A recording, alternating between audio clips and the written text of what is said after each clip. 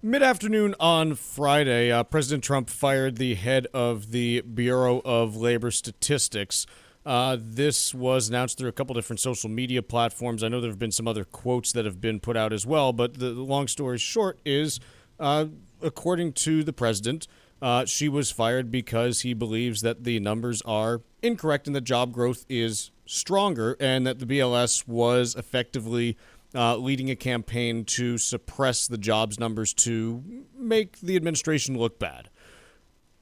We don't have, any evidence to this effect, but I do want to talk about exactly what it is that we are seeing and what is happening and what isn't happening. So the first thing is that the revision for the previous 2 months' payrolls that we saw is the second largest on record.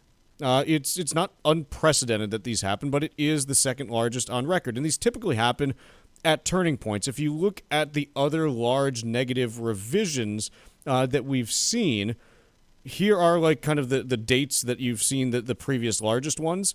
Right in early 1980, just before the U.S. went into recession. These are the downward ones. In 1982, as the U.S. was in recession, in 2008, 2009, as the U.S. was going into recession, and in 2020, as a result of the pandemic. On the other hand, the largest upward revisions that we've seen, and in some cases these have been north of 250,000 on 3 different occasions, coming out of the 1980 recession, coming out of the 81-82 recession, coming out of the pandemic. I figured the pandemic would be one of them. And basically, it's all because if you look at how the BLS models the unemployment rate, not the unemployment rate, but job growth over the course of any period of time, the general assumption in how their models work is, hey, what the U.S. economy was doing previously is what it's going to continue doing, because that's usually the case. And the reason why they miss turning points where, the economy suddenly moves either up or down in any particular fashion is because if you're assuming that something is moving in one way and then you find out after the fact, oh, things changed a little bit, you revise things in that fashion. I'm not saying that the BLS is perfect. They're not. We ultimately don't know exactly how many Americans are employed because we don't ask every American how many of you are employed, and most of us probably wouldn't respond anyways because we don't pick up the phone from telemarketers. We don't, answer random surveys that the internet sends us. We generally say, no, I can't be bothered with this. So we do the best that we can. And the BLS is not perfect. They have all kinds of problems with their methodology that we can sit and discuss.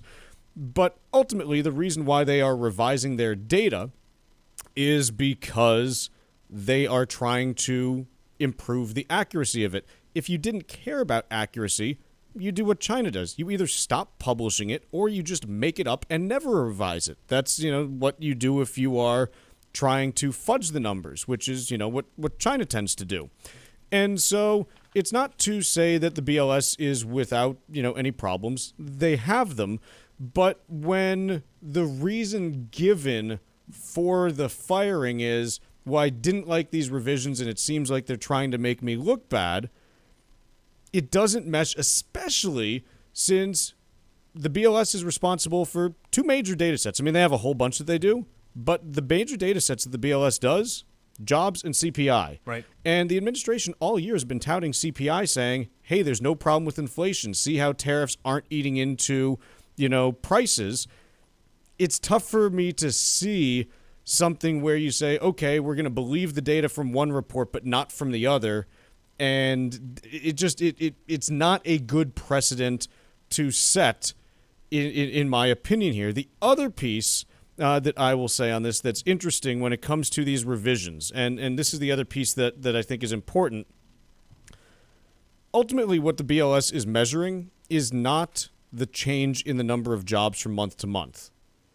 People say, oh, they revised it by 258,000. It took away all the job growth. They're not revising it based on the job growth. The BLS is trying to estimate the total number of jobs held.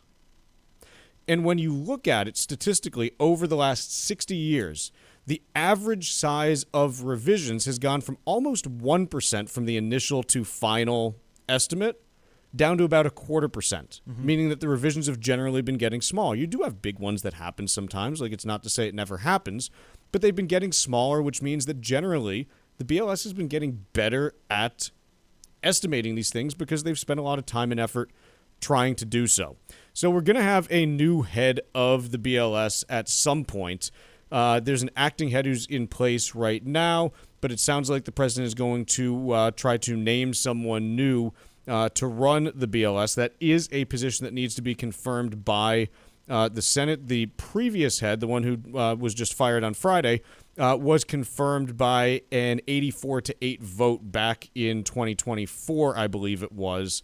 And so obviously there was pretty broad bipartisan consensus that she was qualified for the job. She spent 20 years at the Census Bureau and the BLS. Just in general, if you look at historical context, it is really important for that nonpartisan piece to be a significant part of the BLS or any of these administrations out there.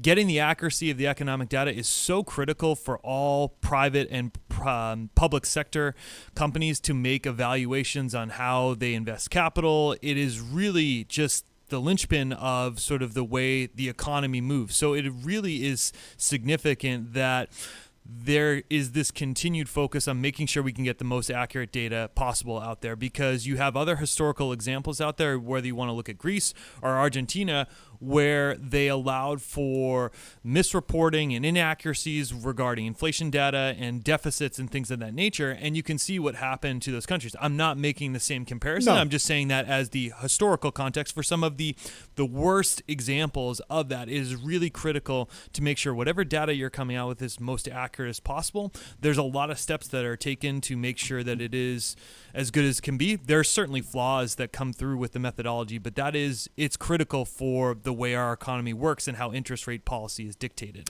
Yeah, the other piece that I look at on this is ultimately we can look at different data sets to compare them and see what's going on, because these are all surveys. Like, none of them are, the one only authoritative, book on any subject. We want to compare across different methodologies and different sources. So if you take a look at what, private data is saying, just as an example, we get ADP jobs data that comes out each month as well. The average job growth over the last 3 months from ADP is almost identical to what the BLS is showing us. We get job openings data from Indeed, one of the biggest job boards out there in the country, and the data that's coming from Indeed pretty much matches what we're getting from the JOLTS report from the BLS. And so, again, it's not to say that any of these are right or wrong, because ultimately we don't know. I mean, the whole point of all this is, hey, how can you prove that what you think you know is true? But when you have multiple things pointing in the same direction, it gives you a little bit more confidence that maybe that's what's actually happening.